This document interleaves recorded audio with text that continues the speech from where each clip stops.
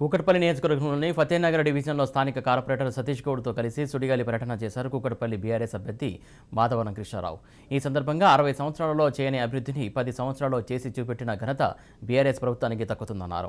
రాష్ట్రాన్ని దేశంలోనే అభివృద్ధిలో అగ్రగామిగా నిలిపిన సీఎం కేసీఆర్ను కేంద్రంలో ఉండే 2 పార్టీలు తిట్టడం విడ్డూరమన్నారు.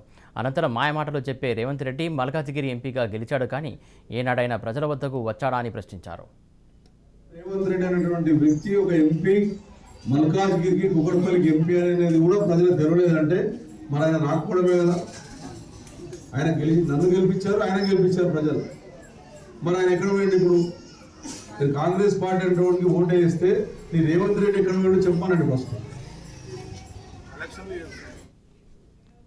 రేవంత్ రెడ్డి అనేటువంటి వ్యక్తి ఒక ఎంపీ మల్కాజ్గిరికి కూకట్పల్లికి ఎంపీ అనేది కూడా ప్రజలకు తెలవలేదంటే మరి ఆయన రాకపోవడమే కదా.